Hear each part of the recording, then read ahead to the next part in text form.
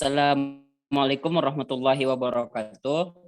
Kami dari kelompok 13 akan membahas materi tentang kepedulian sosial, yang mana kami dari kelompok 13 akan beranggotakan Arlan Novendra, Cahyani Wandita Putri, Della Mardianis, Dia Cantika, Fahri Mahdi, dan Fadlan Hazahri.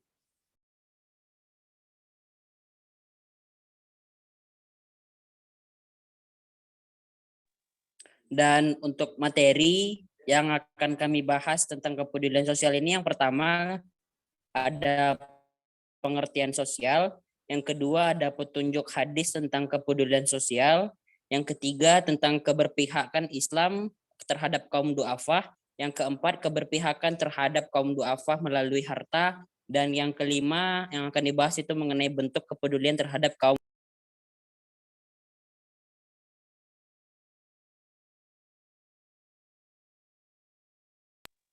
Yang pertama tentang pengertian kepedulian sosial. Kepedulian sosial dapat diartikan sebagai sebuah sikap yang mengindahkan atau memperhatikan sesuatu yang berkaitan dengan kehidupan masyarakat. Sedangkan secara umum disebut dengan kepedulian sosial adalah suatu sikap yang dimiliki setiap individu, kelompok, atau organisasi untuk memperhatikan orang lain, komunitas, dan lingkungan sosialnya. Kepedulian itu bertujuan untuk memenuhi atau meningkatkan kebutuhan hidup individu atau komunitas serta menjaga dan memelihara lingkungan demi kemaslahatan bersama.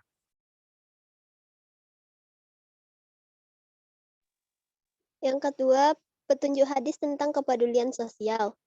Ada beberapa hadis Nabi Shallallahu Alaihi Wasallam yang dapat dijadikan petunjuk, dasar, dan contoh bagi setiap Muslim untuk senantiasa peduli terhadap sesama manusia, hewan, tumbuh-tumbuhan, dan lingkungan. Di antaranya, hadis riwayat dari Al-Nu'man bin Bashir yang berbunyi, Qala Rasulullah Shallallahu Alaihi Wasallam, Man salumu mu'minina fi taradihim wa tarahumihim wa ta'fihi masalul jasadi izas taka minhu uzwa tada'alahu syarul jasadi bisyahuri wal humma, yang artinya Rasulullah Shallallahu Alaihi Wasallam bersabda, kamu akan melihat orang-orang mukmin dalam hal saling mengasihi, mencintai, dan menyayangi bagai satu tubuh. Apabila ada salah satu anggota tubuh yang sakit, maka seluruh tubuhnya akan ikut terjaga dari panas atau turut merasakan sakitnya. Hadis riwayat Bukhari.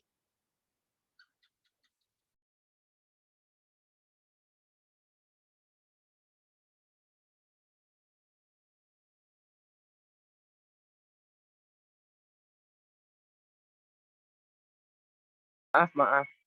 Yang ketiga, keberpihakan Islam terhadap kaum duafa.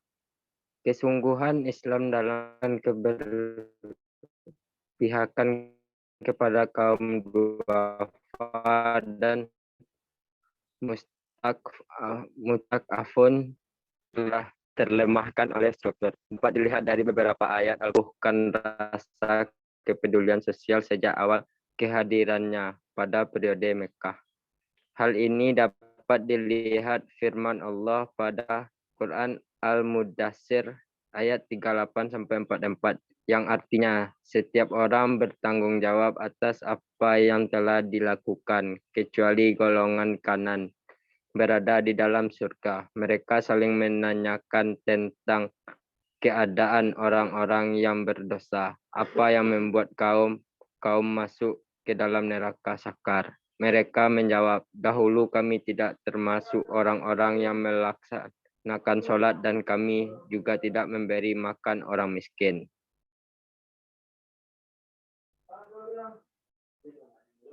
Bukti lain keberpihakan Islam terhadap kaum duafa dalam Al-Quran adalah pertama, penegasan Allah tentang wujud penghambatan manusia kepada Allah adalah ketulusan untuk beribadah dan menyembah harus sejalan dengan berbuat kebaikan kepada sesamanya. Masing-masing doktrin tersebut ibarat suatu kesatuan yang tidak bisa dipisahkan. antara kebaikan individu dan kebaikan sosial. Allah berfirman, wa iz akhadna mitsaqa baini Israil la ta'budu illallaha wa bil walidaini ihsan wa zil qurba wa yanha anil wa masakin. Dan ingatlah ketika kami mengambil janji Bani Israel, janganlah kamu menyembah selain Allah dan berbuat baiklah kepada kedua orang tua, kerabat, anak yatim, dan orang miskin. QS Al-Baqarah ayat 83.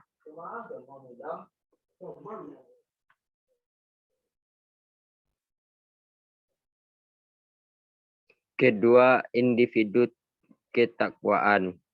Dalam Al-Quran banyak ditemukan ayat-ayat yang dapat difahami bahwa suatu indikator ketakwaan seseorang itu bukan hanya menyangkut ibadah ritual, bahkan ibadah sosial juga memiliki kedudukan yang sama.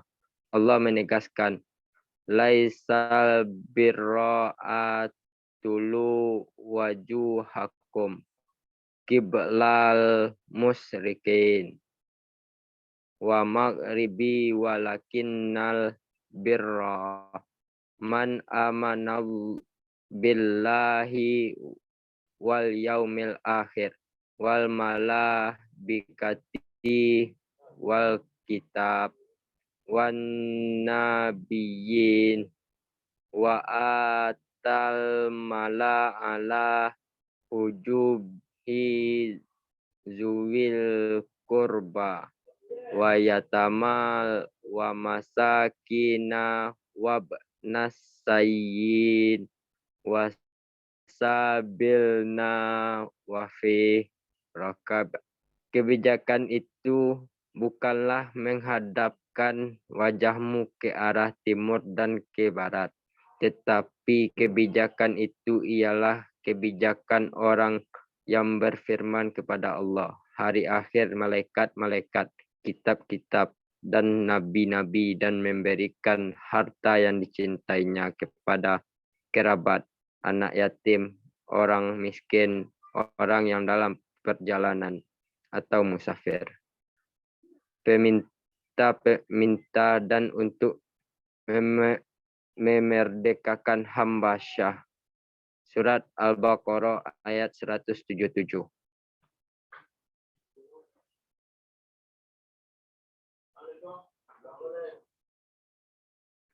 Ketiga, adanya ancaman atas sikap ketidakberpihakan dijelaskan sebelum bahwa ketakwaan seseorang akan sempurna jika punya kepedulian kepada sesama.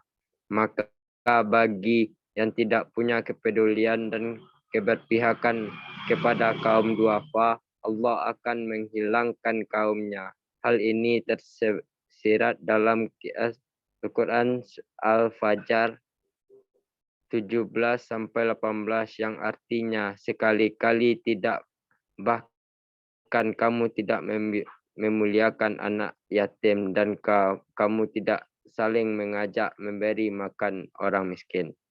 Selain itu, orang yang tidak punya keberpihakan terhadap kaum duafa tersebut sebagai pendusta agama. Allah berfirman, Ara'aital ladzi yukazzibu biddin fazalikal ladzi yad'ul yatim wala yahuddu ala ta'amil miskin. Tahukah kamu orang yang mendustakan agama? Itulah orang yang menghardi anak yatim dan tidak menganjurkan memberi makan orang miskin. Surat Al-Quran Surat Al-Ma'un ayat 1-3.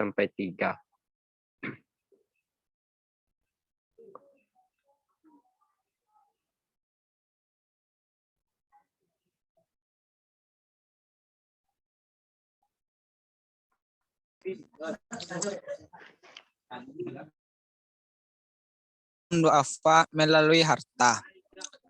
Pertama, kewajiban zakat. Zakat harta dikeluarkan bertujuan untuk membantu dan memberikan kesejahteraan kepada fakir dan miskin. Allah berfirman, Bismillahirrahmanirrahim.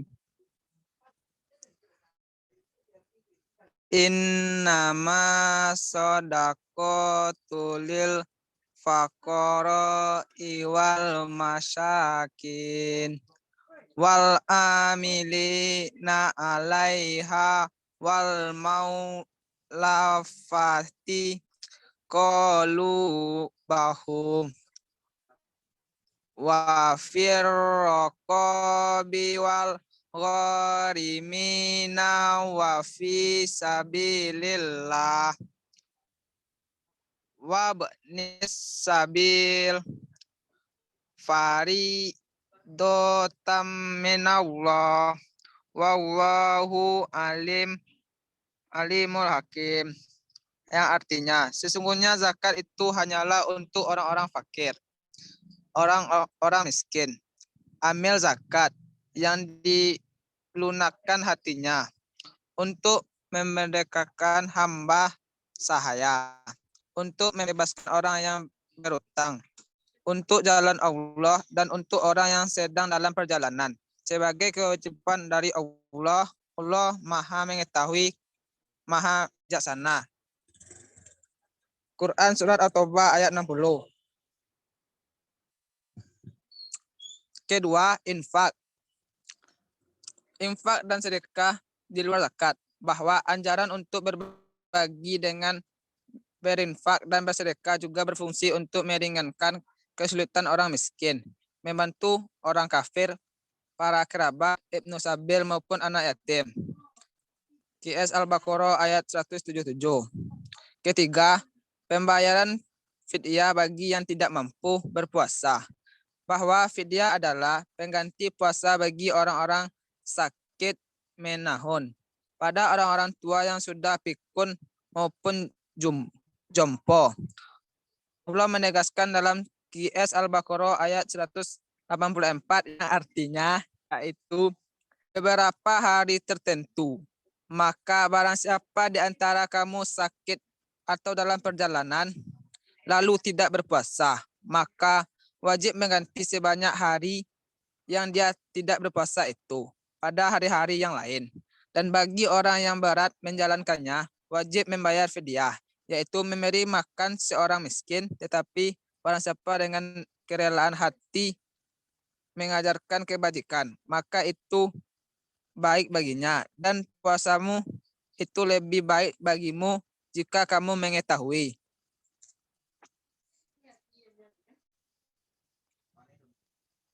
Keempat, salah satu alternatif pembayaran kafarat denda pelanggaran adalah memberi makanan atau pakaian untuk fakir miskin. Allah berfirman yang artinya, Allah tidak menghukum kamu disebabkan sumpah-sumpahmu yang tidak disengaja untuk bersumpah, tetapi Dia menghukum kamu sebabkan sumpah-sumpah yang kamu sengaja. Maka kafaratnya denda pelanggaran sumpah ialah memberi makan 10 orang miskin, yaitu makanan yang biasa kamu berikan kepada keluargamu, atau memberi mereka pakaian, atau memerdekakan seorang hamba sahaya. Barang siapa yang tidak mampu melakukannya, maka kafaratnya atau berpuasalah 3 hari. Itulah kafarat sumpah-sumpahmu apabila kamu bersumpah, dan jagalah sumpahmu. Demikianlah Allah menerangkan hukum-hukumnya kepadamu agar kamu bersyukur kepadanya.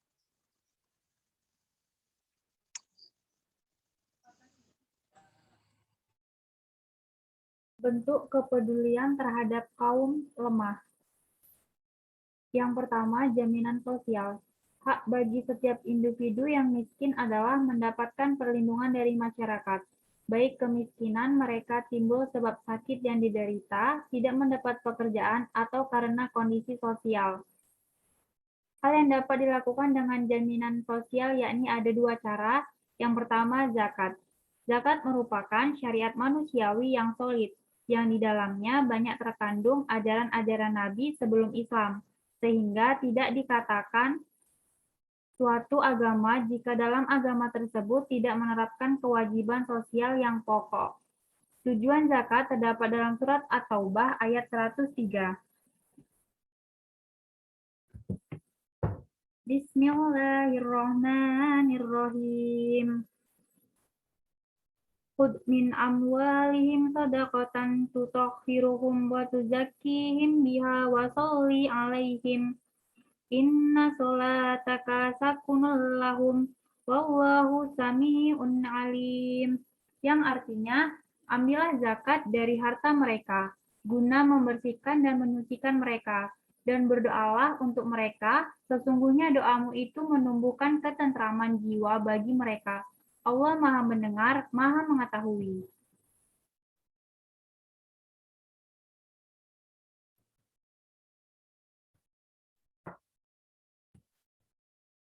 Kemudian yang kedua adalah sedekah. Sedekah merupakan empati individu, kewajiban, belas kasih, serta karena solidaritas yang besar. Sedekah akan rasa peduli terhadap sesama. Peran sedekah dalam mengentaskan kemiskinan, di mana di dalam firman Allah dalam surat Al-Baqarah ayat 177. Bismillahirrahmanirrahim. Laisal birra an tawallu wujuhakum qibala masyriqi wal maghribi walakinnal birra man amana billahi wal yaumil akhiri wal malaikati wal kitabi wan nabiyyin wa atal mala ala hubbihi dawil qurba wal yatama wal masakina wa ibnas sabili was sa'ilina wa fir riqab wa aqamas salata wa ataz zakat wal mufuna bi ahdihim idza ahadu was-sabirina fil ba'sa'i wad-dharra'i wa hinal ba's. Ulaika alladzina sadaqu wa ulaika humul muttaqun. Yang artinya, kebajikan itu bukanlah menghadapkan wajahmu ke arah timur dan ke barat, tetapi kebajikan itu ialah kebajikan orang yang beriman kepada Allah, hari akhir, malaikat-malaikat, kitab-kitab, dan nabi-nabi, dan memberikan harta yang dicintainya kepada kerabat, anak yatim, orang-orang miskin, orang-orang yang dalam perjalanan atau musafir, peminta-minta, dan untuk memerdekakan hamba sahaya yang melaksanakan sholat dan menunaikan zakat, orang-orang yang menepati janji apabila berjanji, dan orang yang sabar dalam kemelaratan, penderitaan, dan pada masa peperangan. Mereka itulah orang-orang yang benar, dan mereka itulah orang-orang yang bertakwa. Asbabun Nuzul ayat 177 dalam surat Al-Baqarah, Abu Qatadah berkata, kaum Yahudi beranggapan bahwa kebajikan itu adalah beribadah menghadap ke barat, sedangkan sebaliknya kaum Nasrani meyakini bahwa ibadah adalah menghadap ke timur. Oleh karena itu, Allah menurunkan ayat ini.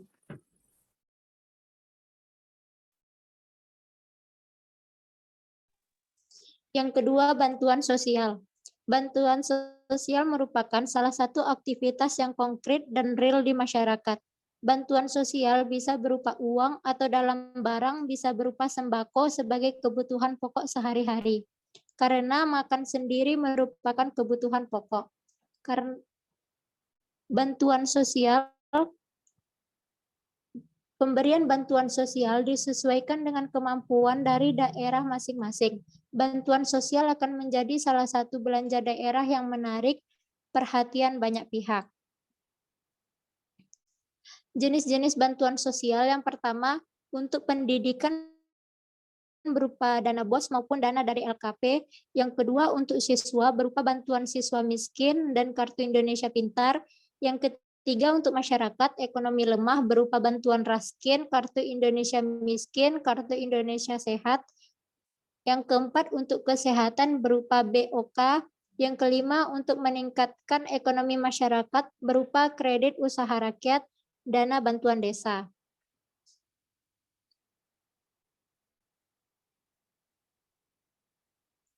Yang ketiga, perlindungan. Perlindungan sosial merupakan elemen penting dalam strategi kebijakan sosial untuk menurunkan tingkat kemiskinan serta memperkecil multidimensional. Perlindungan yang dilakukan untuk menjaga mereka kaum yang kurang mampu atau menengah ke bawah. Pemerintah tentunya akan melindungi rakyatnya secara utuh, tidak memandang status sosial. Semua berhak mendapatkan perlindungan. Perlindungan juga bisa dilakukan oleh masyarakat, semisal menjadi seorang warga ketika ada tetangga yang sedang kesusahan. Tentu membantu untuk menolong mereka. Perlindungan terhadap keluarga dilakukan oleh anggota keluarga itu sendiri ketika orang tua sudah berusia lanjut. Maka anak tentu harus melindungi orang tuanya. Apalagi orang tua pada waktu kita masih kecil, mereka yang melindungi. Sebaliknya, ketika mereka yang sudah tua, anak yang berganti posisi untuk melindungi. Menemani dan merawat orang tua ketika usia lanjut membutuhkan kesabaran dan keikhlasan. Sebagian dari mereka memang keadaannya kurang berdaya, baik secara mental, fisik, bahkan lemah secara finansial dan sosial.